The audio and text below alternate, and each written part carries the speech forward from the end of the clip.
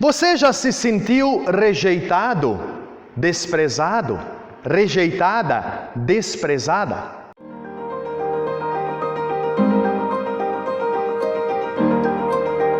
Para o culto de hoje você recebeu o convite com o tema Amar e Ser Amado. Amar e Ser Amado. Você já se sentiu rejeitado, desprezado, rejeitada, desprezada? Você já se sentiu assim? Eu creio que cada qual de nós já teve esta experiência pelo menos uma, duas ou talvez meia dúzia de vezes na sua vida. Creio que eu e você já vivenciamos desprezo, rejeição. E em muitas situações, para piorar ainda as coisas, nós nos sentimos rejeitados, desprezados por pessoas bem próximas de nós. Às vezes, colegas de trabalho, às vezes pessoas do círculo de amizades, às vezes pessoas dentro da própria família, ou muitas vezes até dentro da própria casa, ou ainda até dentro da própria comunidade de fé. Quando isso acontece, qual é o nosso sentimento? Qual é o sentimento que eu e você temos quando nos sentimos rejeitados e desprezados? Em muitas situações, quando as pessoas que rejeitam e que excluem, quando elas são questionadas por causa desse desprezo e rejeição, elas normalmente dizem: não, mas eu não estou te desprezando, eu não tenho nada de mal contra você, pelo contrário, eu gosto de você, eu amo você. É fácil de acreditar nestas palavras? Quando a prática é a rejeição e o desprezo, mas as palavras são diferentes? É possível sentir-se amado e amada quando o sentimento é de rejeição e desprezo? Com toda certeza, não é nada fácil entender esta faceta de amor, de alguém que diz: eu lhe amo, eu lhe quero bem, mas ao mesmo tempo as atitudes são totalmente contrárias. Isso que até agora nós estamos falando sobre as relações interpessoais, ou seja, entre nós seres humanos. E quando nós pensamos na relação com Deus, como nós lidamos com esta relação de amar e ser amados? Nós conseguimos ver e perceber o amor de Deus na nossa vida em todas as situações? Há quem tenha opiniões, olhares, visões e jeitos de pensar bem unilaterais e talvez antagônicos, totalmente contrários. Talvez você poderia perguntar: mas como assim, pastor? Sim, tem pessoas que dizem, quando as coisas todas estão bem, quando tudo está bem na nossa vida, as pessoas dizem: olha como eu sou alguém abençoado e amado por Deus, tudo dá certo na minha vida. E as mesmas pessoas, quando as coisas não dão certo na vida, então elas começam a dizer que isso é castigo de Deus, que é obra do inimigo, é consequência do pecado, é falta de fé. E em casos extremos a gente ouve dizendo: isso é possessão do diabo sobre a tua vida. Ou ainda algumas pessoas dizem: eu acho que fizeram algum trabalho ruim para cima de mim. A mesma pessoa, às vezes, quando tudo está bem, entende: opa, eu sou alguém abençoado, Deus me ama. E quando as coisas não atendem aos meus desejos e às minhas expectativas, então a casa cai. Será que devemos olhar e entender desta forma o amor de Deus para a nossa vida? Os textos bíblicos para este segundo domingo após a Epifania, no qual nós lembramos neste período da Epifania, nós lembramos a revelação de Deus, que Deus se revelou no passado, se revela no presente e continuará sempre revelando-se por meio da sua palavra. Nós lembramos então na Epifania que nós podemos aprender sempre de novo a respeito desta revelação, deste Deus e quem Deus realmente é.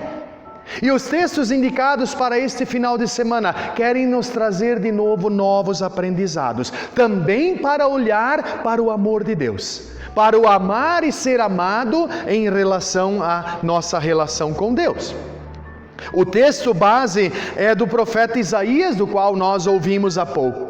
E se nós observamos bem a leitura que foi feita a respeito deste texto, lá nós, e por isso eu optei pela versão de Almeida, lá Deus inicia dizendo: por amor a vocês, me não calarei, não me aquietarei, até que saia a sua justiça como um resplendor, e a sua salvação como uma tocha acesa. Repito, por amor a vocês, eu não me calarei, não me aquietarei, até que saia a sua justiça como um resplendor, e a sua salvação como uma tocha acesa. Talvez olhando para este texto poderíamos dizer: mas uau, que declaração de amor! Aí sim, que palavras bonitas e profundas Deus está dizendo por meio do profeta para o povo de Israel, do qual nós ouvimos na saudação que é o servo do Senhor. Deus chamou o povo de Israel para ser servo dele, e agora Deus está dizendo: por amor a vocês eu não me calarei, eu não me aquietarei. Puxa, que declaração de amor! Eu creio que nós não temos dificuldade nenhuma em afirmar que de fato Deus amava o seu povo, que ama o seu povo. Não é isso que está dito aqui nestas palavras? Certo? Ou alguém questiona dizendo: não, isso aqui não é verdade, Deus não ama o povo de Israel. Poderíamos dizer isso? Mas será que o povo de Israel compreende este amor de Deus? Será que o povo consegue ver isto desta forma? Será que eles se sentem amados ouvindo estas palavras de Deus por intermédio do profeta? Para entendermos um pouco melhor, nós precisamos tentar voltar no tempo. Voltar lá no tempo de Israel, lá no tempo do povo de Israel e do profeta. Nós temos que lembrar que o livro do profeta Isaías é dividido em 3 partes. Até o capítulo 56, nós encontramos o povo que é levado para o exílio. Dos 56 em diante, nós temos o nosso texto no 62. Dos 56 em diante é a caminhada de volta do povo de Israel voltando do exílio. E nós temos que olhar para dentro deste contexto esta palavra aqui. Muito embora em nossa época nós também conheçamos situações de exílio, onde pessoas por vezes, até por necessidade de sobrevivência, vão para outros países, pedem exílio em outros países para viverem, isso ainda é totalmente diferente de olhar para a história do povo de Israel e do seu exílio. Se nós olharmos, por exemplo, para a nossa história de vida e familiar, se nós olhamos para os nossos antepassados, sejam eles alemães, italianos, portugueses, mas que vieram dos seus países de origem para o Brasil em busca de sobrevivência e melhores condições de vida, nós ainda vamos dizer: é verdade, eles deixaram tudo para trás, vieram para cá. No entanto, eles vieram de livre e espontânea vontade. Ninguém obrigou-os a vir ao Brasil, mesmo que chegando aqui encontraram situações, muitos deles encontraram situações bem diferentes do que haviam prometido. É verdade. No entanto, ninguém os obrigou a vir para cá. De forma muito diferente acontece com o povo de Israel no seu exílio. O povo de Israel simplesmente foi arrancado da sua própria terra, da sua cidade, da sua família, do seu contexto vivencial e levado como escravo para trabalhar para os povos vizinhos, para os povos estranhos. Com isso, eles perdiam sua identidade, seus nomes, seus vínculos familiares, seus laços e relações sociais, seus laços comunitários, de amizade e de família. Conseguimos imaginar isso? Algo muito parecido aconteceu, e isso está na nossa história negra, também como país brasileiro. Aconteceu exatamente a mesma coisa com o povo afrodescendente. quando foi arrancado da África e trazido para o Brasil como escravos, e aqui eles chegavam, eram separados, maridos, esposas, filhos, irmãos, pais, todos separados, levados como propriedade dos seus novos donos para os seus lugares, e assim perdiam a identidade. E esta é a realidade do povo de Israel. E diante deste pano de fundo, dizer e anunciar que eles são pessoas amadas por Deus é fácil de entender, receber e aceitar? Olhando para este pano de fundo, dizer com tudo o que aconteceu, e chegar e dizer: vocês são amados por Deus. Será que é fácil de entender isso? Será que é fácil de perceber? Mas Deus de fato nos ama, mesmo com palavras tão fortes? Dizer às pessoas assim, nesta situação, que Deus as ama, é uma mensagem que pode até soar chocante. Talvez as pessoas, a maioria disse: mas como Deus nos ama se deixou acontecer tudo isso com nós? Será que é fácil entender uma declaração de amor assim? Não é esta a impressão e compreensão e entendimento da maioria das pessoas do nosso tempo, talvez até a nossa? Quando as coisas estão todas bem, nós dissemos: legal, Deus me abençoa. E quando a casa cai lá em casa, como é que nós entendemos? Será que nós entendemos ainda que apesar de tudo isso, Deus nos ama? Quando as coisas não estão bem de acordo com os nossos desejos e expectativas humanas, não é melhor tentar achar e apontar um culpado? E na grande maioria das vezes, obviamente, o culpado vai ser quem? Deus. Deus tem umas costas bem largas, e aí nós podemos jogar nas costas de Deus as coisas que dão erradas na nossa vida e ao nosso derredor.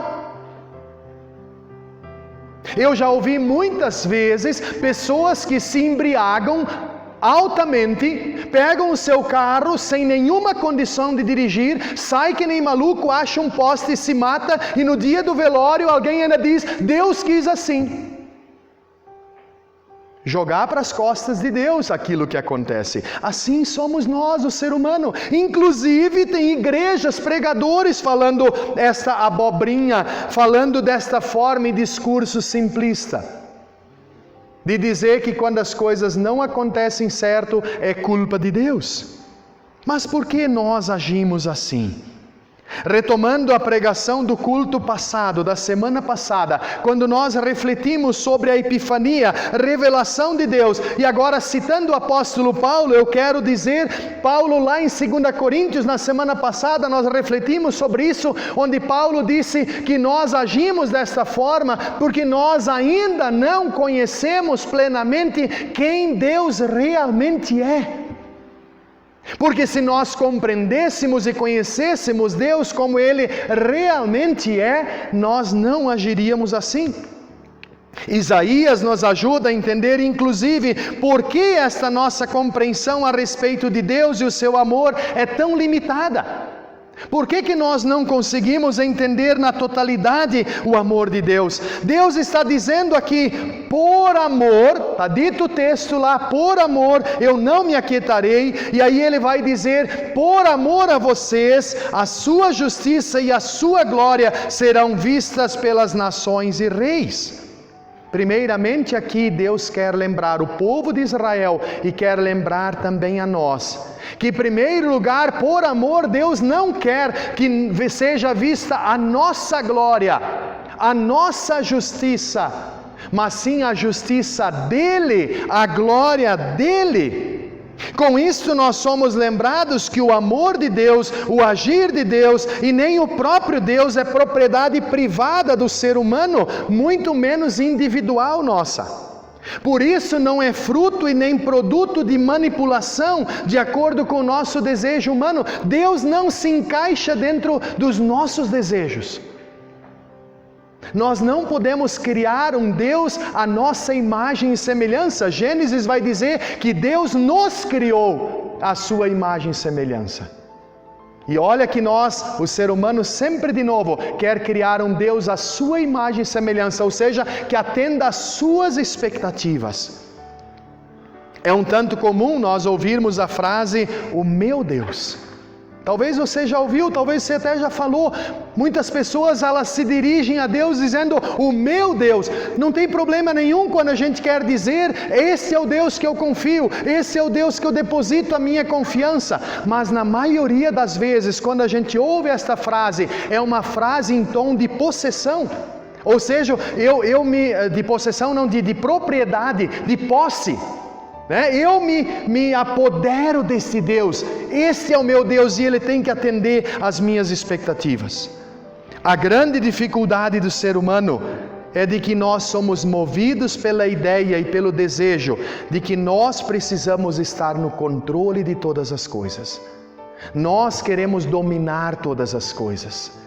Nós inclusive queremos sair na foto de todas as coisas.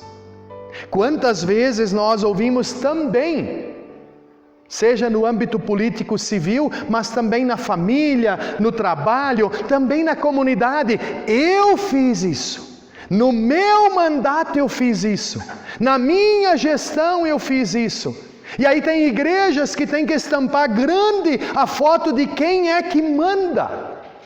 Nós somos assim, o ser humano quer sair na foto, nós gostamos de ver os nossos nomes escritos, estampados, citados nos nossos feitos, obras e realizações. E o profeta aqui no nosso texto deixa claro, por amor, a justiça e a glória do Senhor serão vistas por reis e nações. Quando Deus está falando para o povo de Israel, eu amo vocês, mas por meio de vocês é a minha glória, é a minha justiça que será vista.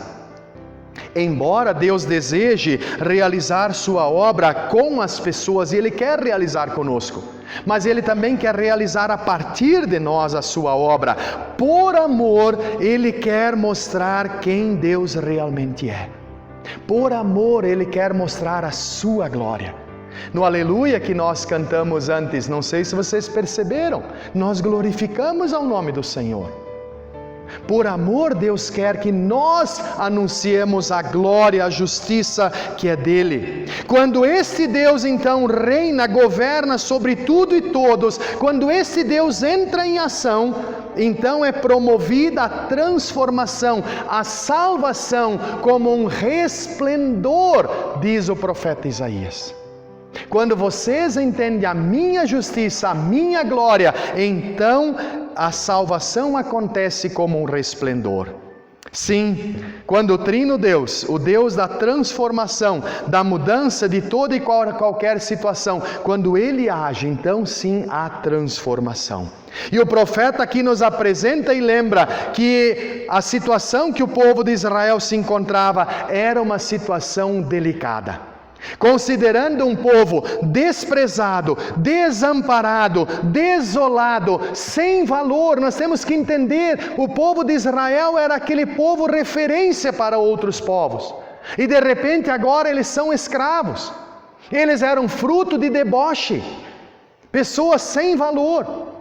E agora, para dentro deste texto, deste contexto, Deus diz: isso jamais vai acontecer. Nunca mais chamarão vocês assim. Nunca mais tratarão vocês assim. A leitura do Evangelho que nós também ouvimos partilha conosco desta transformação radical quando Deus age no nosso meio. Nós encontramos no texto do Evangelho a conhecida leitura de Jesus que participa de um casamento. E onde aquilo que jamais deveria acontecer, aconteceu. O que mais envergonhava uma família ou um noivo era terminar o vinho numa festa de casamento. Aliás, uma festa de casamento, ela durava em torno de 7 dias. Vocês conseguem imaginar o que são 7 dias sem o elemento principal, que era o vinho? E aquilo que não deveria acontecer, aconteceu exatamente nesta festa. E Jesus estava lá para realizar a sua obra. E isto deixaria envergonhado ao noivo. E aí diz que no tempo certo, de fato, por amor, Deus age para dentro daquele contexto. Não para não deixar envergonhado o noivo, Não foi por isso que Jesus transformou água em vinho, para que aquela família não se tornasse mal falada lá na Palestina. Não foi por isso. O texto do Evangelho diz que Jesus transforma água em vinho para manifestar a sua glória, para manifestar os seus sinais. De novo aqui nós podemos perceber que não era para elogiar o mestre-sala, não era para elogiar aqueles que estavam servindo o vinho nem o noivo, mas era para manifestar os sinais da glória de Deus.